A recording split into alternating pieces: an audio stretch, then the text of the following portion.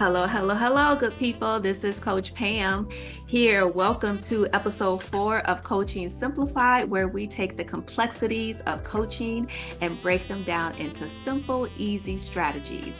I am Coach Pam, and I am going to be sharing with you my experience as it relates to the ICF exam. So if you are ready to pass the exam, you are in the right place. I am recording this, and so I have some notes here. And so I'll be sharing some different things and such. And so let's go ahead and get started. So perhaps you are waiting to get the confirmation email. You have submitted all of your requirements, and now you're just waiting for the email that gives you that confirmation to schedule the exam. Or maybe you already have the email and maybe you have scheduled the exam and maybe you haven't. And so I want to kind of share with you a little bit about my own experience and some strategies and some things that I did that helped me. And so one of the things I want to emphasize here is to give yourself credit. Celebrate your success here. If you have submitted everything that you need to submit and you are waiting for the confirmation email, or perhaps you already have it, you've already done the work, the hard work. So think about it. If you are applying for your ACC, you completed 60 hours of coach training. You have 100 hours of coaching. You have 10 hours of mentor coaching, and you submitted one of your recordings of you coaching to be evaluated. Think about that. Let's take it a step further. If you apply for your PCC, as I did, so you have 125 hours of coach training, you have 500 hours of coaching, you have 10 hours of mentor coaching where you have a coach yourself who's mentoring you through this process. And you don't have not one, but two recordings that you submit as part of your requirements, two recordings to be evaluated. And, after you submit all of that, then you have to wait weeks, 4, 12, 16 weeks before you actually get a confirmation email to say if, everything checked out, now you can schedule your exam, or whether you're missing something and you have to, submit something else or what have you. So if you have that confirmation email, give yourself a hand, give yourself a congratulations, because you have done the work. So let's not minimize that. The exam is part of the journey. It's the next step, but all the work that was required to even get to this part, you have done it already. So congratulations to you. So now that you have the letter, that email, remember, you have 60 days from the date of that email to take the exam, to schedule it and get it and take it. So the first thing I would recommend is when you get that email, go through it and determine and decide the location. Where are you going to take the exam? Are you going to take it online and do the proxy where it's proctored? Or are you going to go to a facility and take it there? I chose to go to the facility. I had previous experience in taking an exam online that was proctored, and I also took an exam in a testing facility. And based on my prior experience, I did not want to experience what I did before with the proctored exam, because I was already going to be overwhelmed, anxious. It's a test, and it's a scenario-based type test, and you have to pick two options. I already had all of that on me, and I didn't want to add the pressure of a proctored exam. So if you've been through a proctored exam, you know exactly what I'm talking about. And I didn't want to deal with that. So that's a whole nother episode to talk about all of that. I didn't want to experience that. So I chose to go to a testing facility that was probably about 30 minutes from where I lived. And I would recommend that once you get your email, celebrate your success. And then let's get down to business and schedule that exam. Go ahead and figure out which one you want, which route you want to take, and then get it scheduled. Because once you have it scheduled, then that becomes your goal. Now that's what you're aiming for. And so from there, you kind of take yourself backwards and you start planning your strategy to succeed in passing this exam and preparing for it. So that would be decide on the location once you get your email, go through everything in the email. The email that I received was very thorough in everything that I needed as far as locations, what to expect. There were videos, so everything that you need is going to be in that email. And so I definitely would suggest going through that email. So decide on your location, schedule the exam. Now that you have it scheduled, gather your materials. So what do you need? I had my the Code of Ethics from ICF. I had the um, PCC markers. I had the ICF, the core competencies. I went online and on YouTube. ICF has several videos out there on the core competencies that you can watch. They're short 8 to 10 minute videos that you can watch as it relates to the core competencies. They also have resources on the website that you can go to as well. They have maybe, I think, 8 exam questions or similar questions. That those questions are not on the exam, but they are similar questions where they have a scenario and then you have the options to consider. The options that you consider, because it's a scenario based, so you have a situation and then you have 4 choices. Out of the 4, you're going to pick the best choice and worst choice.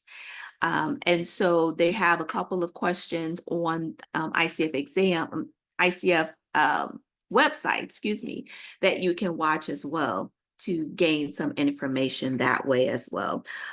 There's other resources. I'll mention one here that I have used, Lyssa, Lyssa Hart.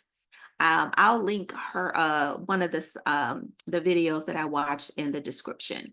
But she has some videos out there that you can reference. She has some acronyms, so just different resources and materials for you as well.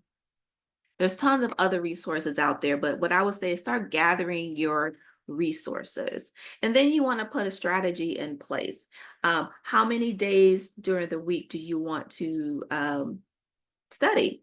You know, is it 2 days, 3 days? You may go 2 days the first week, gathering your materials, getting everything together, and then you might increase that every week. Now, when I scheduled my exam, I believe it was like 5 weeks out. So it was still within the 60-day period that you have. I didn't want to prolong it too far, but I did want to give myself enough time to start getting my material ready and just start preparing. Start thinking about, what do you need? What kind of test taker are you?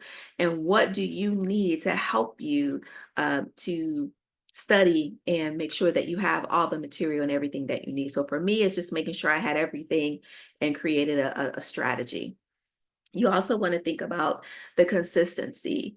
Doing it, if you're going to do 3 days a week, go to your calendar, mark those 3 days, look at your schedule.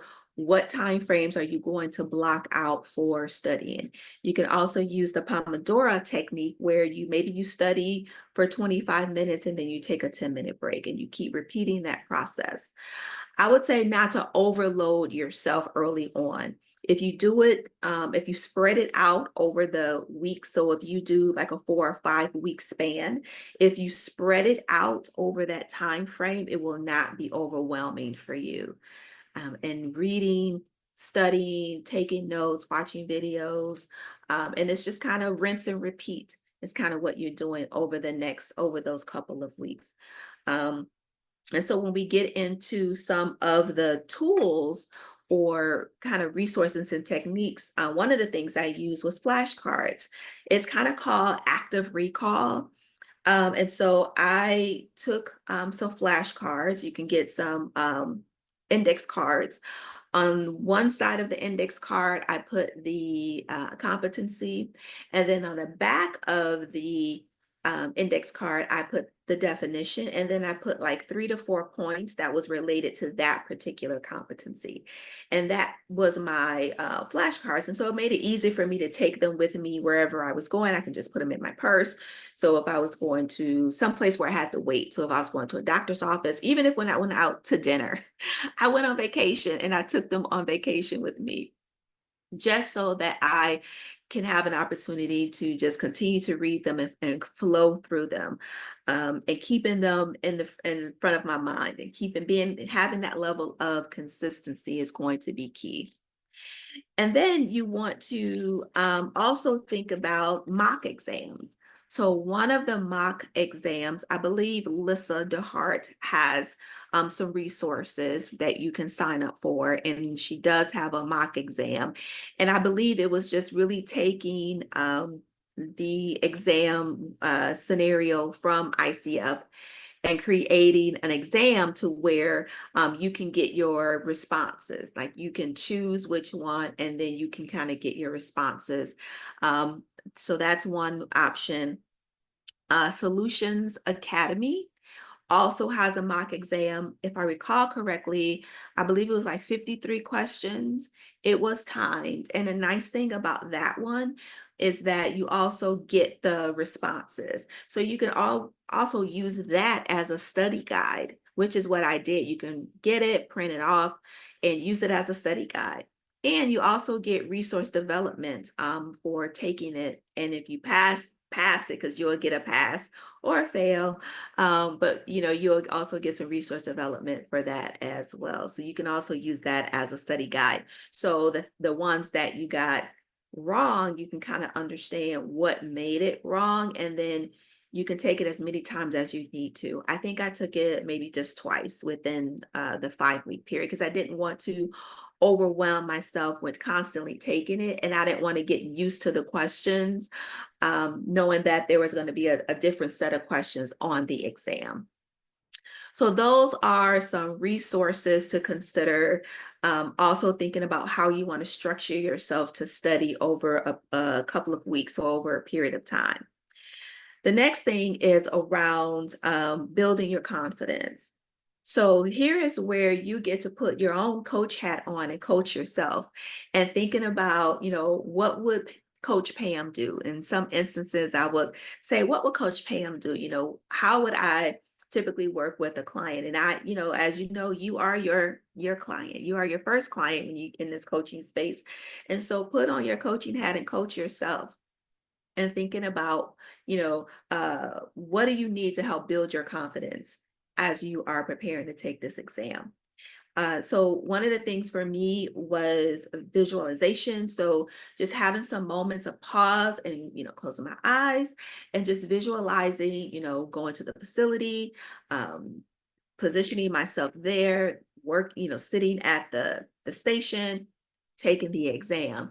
I even went a week prior to the exam date. I drove to the facility just to become familiar with how to get there, so that I wouldn't be lost, because it was a facility that I had never been to before. This particular facility, it was in a different city, different place. And so I wanted to go a couple of days before I had the exam, so that it minimized any of my anxieties of finding the place. So I went a couple of days before, I think like a week before, give or take, I went to the testing facility. So you can do that, do visualization, just kind of visualizing yourself taking the exam, you're calm. I did breathing exercises, and I'm gonna tell you, in the middle of taking an exam, I started getting anxiety, and I just started getting overwhelmed and just started getting flustered, just a flush, and just having a heat, just just your internal temperature just start rising up on you. And I had to just take a pause for a moment and just say, okay, Pam, you can do hard things. It is okay. take a deep breath. You got this. It is okay. And I was able to just kind of calm myself down and just continue to move forward. So having some mindfulness breathing moments could help. And thinking about that positive affirmations. One of the positive affirmations was the hard work is already done, is what kept me in mind. The hard work is already done. And I kept telling myself, I can do hard things, because taking an exam can be a hard thing for some people, or I can do challenging things. Whatever it is that you need to say to yourself to pump yourself up and to get yourself motivated, do that. Because the test can be very intimidating. The questions, and then after a while, the questions, everything starts almost looking the same and sounding the same. And so you're just kind of all over the place. But just taking some time to get yourself prepared. One of the things that I did not do that I would recommend that you do, especially as coaches, is to clear your calendar at least 5 days, a couple of days before the exam and the day of. Clear your calendar, because this way you can start mentally preparing, continuing your study habits that you've had over the last couple of weeks, and not be, bombarded or overwhelmed because you have a coaching session. And you're trying to squeeze everything in.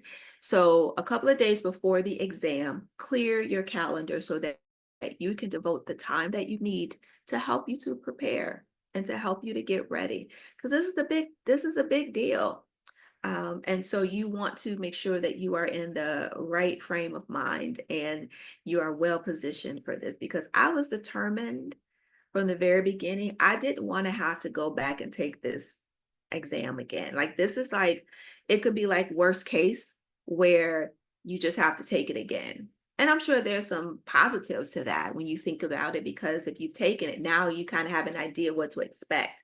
And so you can go back, spend a bit more study time, or, do whatever you feel like you need to do to get prepared to take it again, and then go and take it again. But I wanted to position myself where I wanted to pass it the first time. And when you think about passing, it's 200 is the lowest you can get, and the highest you can get is 600. And passing is 460. So I made that my target. We need to pass this. 460 and above is passing. And so maybe that's a target for you to just think about that. Now, how they score it, what they do in all the scoring, I have no idea. But that is some things for you to think about. And so as I just kind of bring this on home and just kind of bring it all in, taking this exam is just the next part of the journey. You have done all the work. Think of all the work that you have done over the last couple of years, regardless of where you are, whether you're doing the ACC, PCC, or MCC. There is a lot that goes into that. A lot of time, resources, because it is a big investment. A lot of your resources, a lot of time, energy, highs and lows, having clients, not knowing where you're going to get clients. There's a lot that goes into that. So if you are even at this phase, at this part of getting ready to take the exam. So again, like I said at the beginning, whether you are waiting to get the confirmation email, or maybe you already have the confirmation email and now you are getting ready to take that exam, you've done it. You have done it. So make sure that you are celebrating and your success, because that's a huge milestone that you have accomplished. And you've had all your clients and all of your coaching peers and people that have come around you and helped you get to where you are right now. So celebrate that for yourself and prepare for your success. Think about what will be different for you, what will make this achievable for you, and what will be different once you have accomplished this. And so the exam is just really the next part of the journey, and that you are fully qualified to conquer it. And so, of course, I am here to help you. I am a mentor coach as well, and I have supported individuals, other coaches who are going for their ACC, whether it was for the first time or as a renewal. And so all the things that I am sharing with you, I have shared with them as well, and helping them to just embrace the journey, embrace the process of what you are going through. You are fully prepared. You have everything that you need to be successful. And so now it is for you to just walk on that path, walk that journey for yourself. And so if you are looking for more guidance, you need some support in helping you as you are navigating this part of your journey.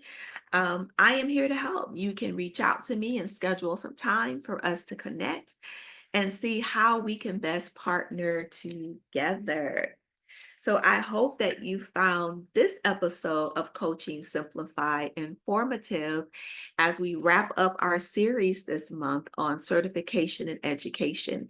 You can see all of the other episodes where I talked about how to choose a coaching program, things to look out for yourself, and some other topics as well. And so if you like this, like it, subscribe, share it with your network. And let's let this podcast grow huge and big. I am so excited to be able to support you on your journey to coaching excellence. So with that, thank you so much for tuning in. And until next time, keep striving for excellence. Take care.